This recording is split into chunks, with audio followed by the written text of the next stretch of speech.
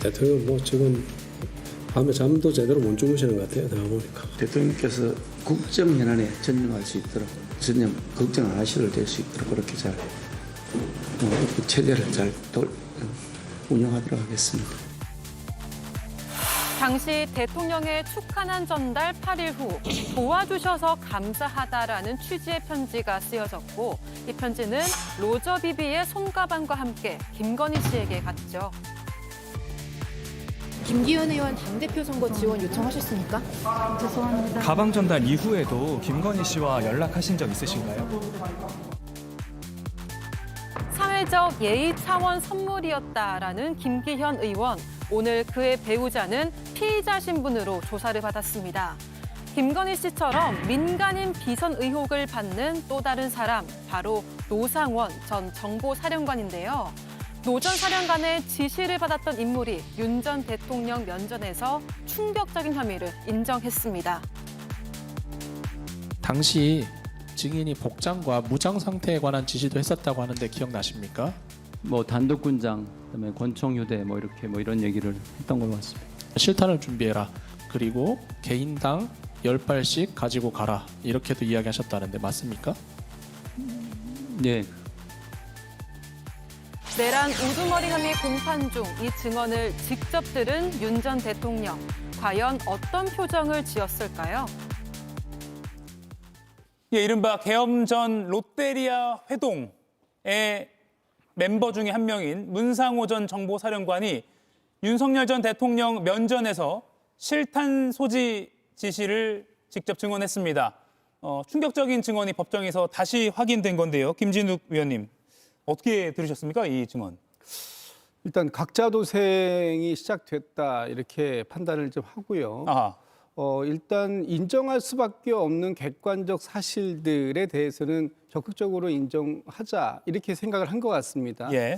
그럼에도 불구하고 지금 뭐 실탄 소지나 이런 부분을 인정했지만 여전히 선관위의 침탈 행위가 단순한 정보 보안을 또 선관위의 보안 상황을 확인하려고 했던 것이다라고 주장을 하는 것으로 봐서는 책임 회피를 하려고 하는 의도가 다분하다. 그래서 좀 죄형을 좀 줄이고자 하는 부분이 분명히 있었던 것 같습니다. 그런데 저희가 이 선관위에 단순하게 저 정보만 확인하러 가겠다라는 것을 그런 상황이 아니라는 것을 여러 차례의 다른 상황들을 통해서 이미 확인들이 되고 있지 않습니까?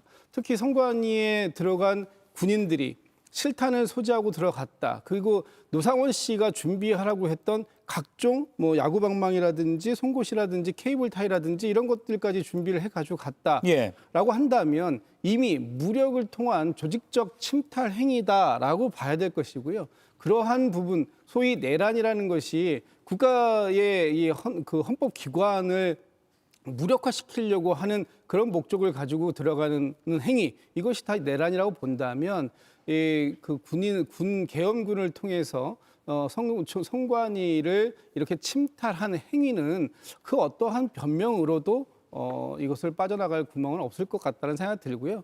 지금 이 문상호 전 사령관이 윤석열 전 대통령 앞에서 일부 행위를 인정하면서도 불구하고 본인의 죄형 또는 윤석열 전 대통령의 지시에 따른 죄형 뭐 이런 부분들을 좀 축소시키려고 했던 측면들이 보였다 이렇게 평가할 것 같습니다. 예. 지금 민주당 정청래 대표가 긴급 기자간담회를 하고 있는데 오늘 오전에 공지된 바로는 일정에는 따로 계획된 건 없었는데요. 아마 1인 1표제 부결 관련한 그런 내용이 나올 수도 있을 것 같습니다. 관련돼서 지금 진행되고 있는 상황이고요. 중요한 내용이 나오면 저희가 또 따로 이 내용도 정리해서 좀 전해드리도록 하겠습니다. 이 시각 정청래 민주당 대표가 긴급 기자간담회를 하는 장면 보여드리고 있고요. 일단은 저희 제작진이 내용을 충분히 들은 후에 중요한 내용을 요약해서 또 필요하면 전달해드리겠습니다. 김영 의원님, 문상호 전 사령관 충격적인 증언 어떻게 들으셨습니까? 일단 계엄에 동원된 군이나 경찰 병력들이 관계 특히 지휘관급에서는 명백한 사실에 대해서는 지금 인정을 하는 것 같습니다. 군을 갔다 오신 분들이라면 모든 분들이 당연히 알겠지만 실탄이 분출됐다는 것은 이건 명백한 증거입니다. 사실 저희가 탄피 하나가 없어지도록 탄피 하나도 엄청 군에서는 꼼꼼하게 관리하지 않습니까? 예. 그런데 실탄이 10발 나갔다, 1인당 10발이 나갔다고 하면 결국에는 당시 출동했던 병력들이 충분히 특검이나 아니면 앞으로 있을 재판에서 충분히 그런 실탄이 분출됐다는 증언이 나올 수밖에 없기 때문에 문상호 사령관이 저는 인정을 했다고 생각을 합니다.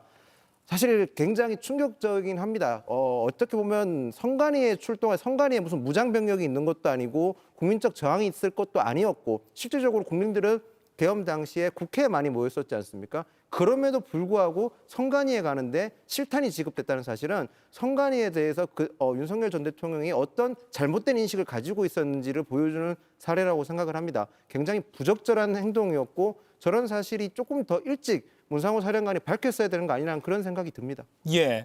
뒤이어서 윤 전 대통령 측이 반대 신문을 했는데요. 문 전 사령관은 그 실탄을 실제로 사용할 생각은 없었다 이렇게 설명을 추가로 하긴 했습니다. 다만 글쎄요. 실제 사용 여부를 떠나서 실탄을 준비했다는 그 자체만으로도 계엄의 밤 당시 선관위 장악 시도 그 사건을 판단하는데 재판부에 좀 영향을 주지 않을까 싶기도 합니다. 두 법률가께 이번에 여쭙게요. 조윤선 의원님, 실탄을 챙기긴 했다. 근데 실제 사용할 의도는 없었다. 이거 어떻게 봐야 됩니까? 윤석열 전 대통령 입장에서는 문상호 전 사령관이 실탄을 가져가지 않았다라고 증언하는 것이 가장 좋았겠죠. 그렇지만 문 전 사령관 입장에서 그렇게 진술할 수가 없었을 겁니다. 이미 특검 입장에서 여러 가지 증거를 확보하고 다른 해당 군인들의 진술도 확보했을 것이고요. 자칫 잘못하면 지금 현재 가지고 있는 내란 관련 죄뿐만 아니라 위증죄까지 추가가 될 수가 있는 상황 아니겠습니까? 그러다 보니 있는 그대로를 진술할 수밖에 없었을 것이고요. 윤 전 대통령 입장에서는 어떻게 보면 주먹구구식으로 적어도 실탄을 할 의도는 없었다라는 것을 주장을 해서 일종의 양형에서 참작을 할 수 있는 그러한 사정을 주장한 게 아닌가라는 생각이 듭니다. 일단 선관위를 제압하는 데는 그 실탄을 사용 유무와는 전혀 무관하죠. 이미 계엄군이 현장에 갔습니다. 그리고 실탄을 보유하고 있죠. 그것도 10발씩 분출이 된 상황입니다. 그 자체가 선관위를 무력화시키려는 의도였기 때문에 실탄의 사용 여부와는 크게 상관이 없다라고 보여질 수가 있을 것 같습니다. 예, 송영훈 의원님.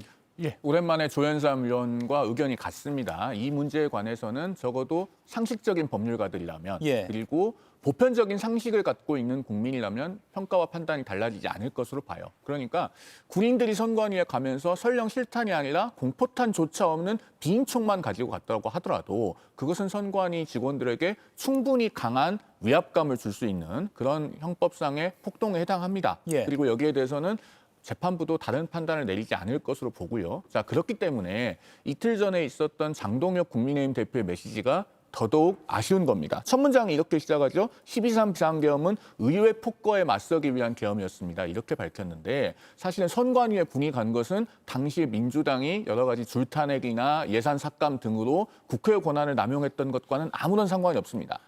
진실에 반하는 메시지는 국민들께 소구력이 없습니다. 그렇기 때문에 지금이라도 장동혁 당대표가 이 비상계엄에 대해서는 올바른 입장을 정리해야 된다는 당내 목소리가 분출하고 있는 것이고 정말로 그렇게 되어야 한다는 말씀을 다시 한번 강조해서 드리지 않을 수가 없는 것입니다. 예. 계엄 1년을 맞은 이 즈음에 선관위 장악 시도와 관련한 당시 실제 군 지휘관의 현장 상황을 잘 아는 그 지휘관의 실탄 준비 발언이 나와서 많은 시청자분들이 굉장히 충격적으로 이 소식을 받아들이셨을 것 같습니다. 저희가 지금 속보 자막으로 전해드리고 있는데요. 정청래 민주당 대표가 오늘 오후까지 이어졌던 온라인 투표로 이어졌죠. 당원 1인 1표제 부결 관련해서 당원들에게 사과하는 내용의 발언을 기자간담회를 통해서 조금 전에 했고요.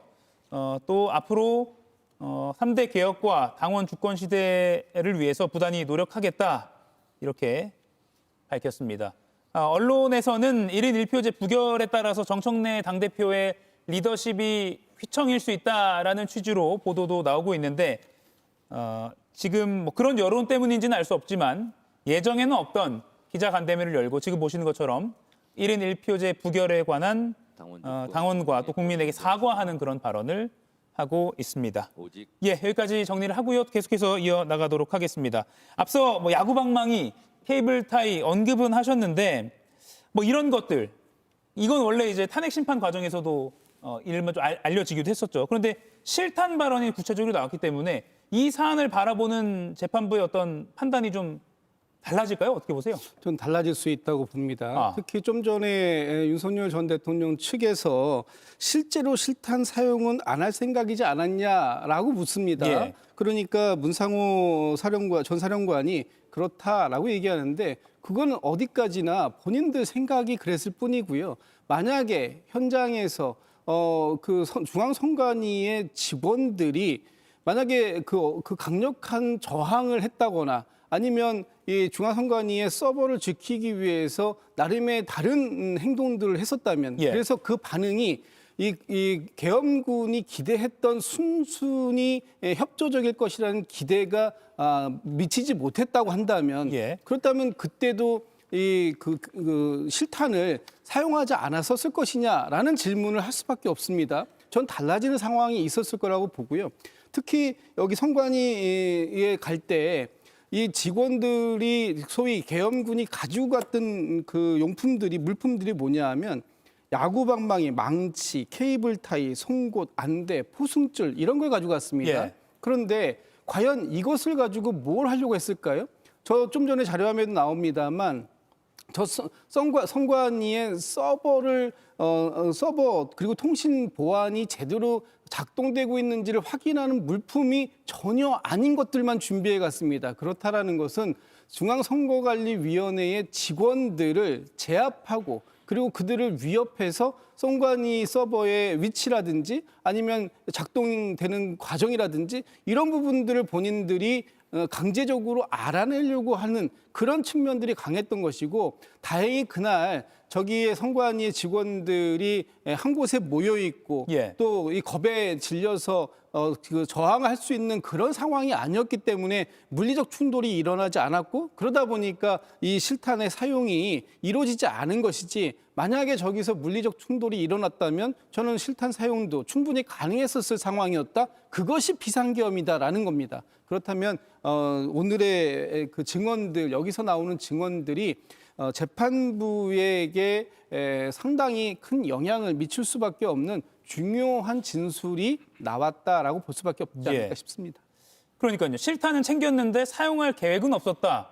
이걸 시청자분들, 국민들이 어떻게 생각해야 될지 조금 의구심이 드는 대목이긴 합니다.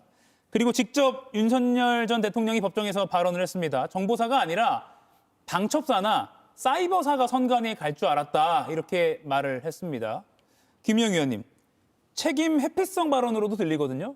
그러니까 지금 윤석열 전 대통령의 큰 틀에서 보면 진술이나 이런 증언 전반적으로 봤었을 때 본인은 큰 틀에서만 했고 세부적 지휘는 하지 않았고 일선 지휘관들이 잘못했다는 얘기를 많이 합니다. 이런 식으로 진술을 하게 되면 일선에 당시 계엄군으로 투입됐던 군이나 경찰에 계신 일선 지휘관들 또는 장병들 입장에서는 큰 배신감을 느껴서 새로운 진술이나 증언이 전 나올 거라고 예상됩니다. 굉장히 좋지 않은 모습이라고 생각을 들고 저희가 흔히 생각해서 좋은 어찌 보면 조직은 권한은 분산되고 책임이 집중되는 형상이 나타나야 되는데 지금 윤석열 전 대통령의 발언은 그런 거는 좀 정반대의 길을 가고 있습니다. 굉장히 좀 우려스러운 점이 많이 들고 어찌 보면 우리 군이 앞으로 군은 어떻게 보면 명명이 정말 상명하달이 더 명확해야 되는 조직인데 그런 걸 다 무너뜨리는 그런 윤 전 대통령의 발언은 전 좀 안 하시는 게 분명히 우리 전직 대통령이지 않습니까? 그런 모습이 좀 필요한 시점이라는 점을 말씀드리고 싶고 거기다가 정보사는 이번에 계엄군에 동원됐던 군 경찰 병력 중에서 어찌 보면 노상원 전 정보사령관이 있기 때문에 가장 핵심적인 병력이었습니다. 그런 병력을 어떻게 보면 설계 자체를 윤석열 전 대통령은 부정선거를 굉장히 맹신했기 때문에 당연히 선관위에는 가장 핵심적인 병력인 정보사가 가는 게 그게 합리적인 추론이지 않습니까? 그런 합리적인 추론까지 어겨가면서 저렇게 억지를 쓰는 게 과연 국민들이 어떻게 바라보실까 좀 굉장히 개탄스럽습니다.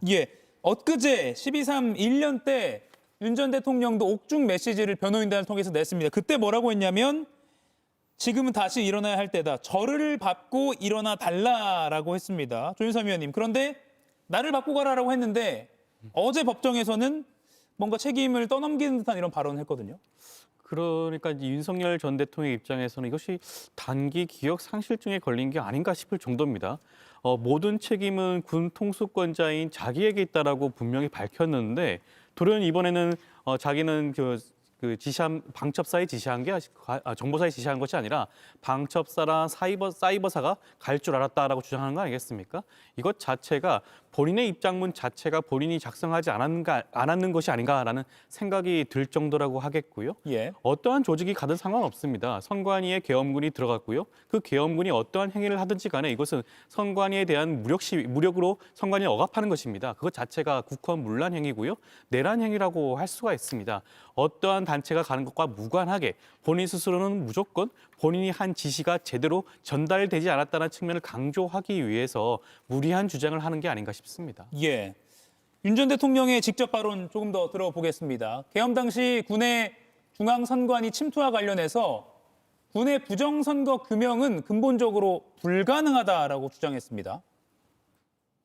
이 부정선거 사건을 수사하거나 조사한다는 것은 보통 일이 아닙니다. 선거 시스템을 자세히 알아야 되고요. 제가 볼 때는 아마 그 부방대에서 지금 활동하고 계시는 전문가 변호사들 정도 수준이 되어야 상당한 정도의 저는 전문 지식이 있어야 되기 때문에 군에서 아무리 뭐 방첩사나 사이버사나 디바이스를 다룬 능력이 있는 사람이라고 하더라도 원천적으로 불가능합니다. 송영훈 의원님, 윤 전 대통령 입에서 부정선거가 또 나왔습니다. 그런데 그래서 근간을 좀 흔들려고 한 걸까요? 그 군이 부정선거를 조사하라고 한 게 아니다, 뭐 이런 취지로 전 들리거든요. 글쎄요, 윤 전 대통령이 한 말 중에 마지막 말만 맞죠.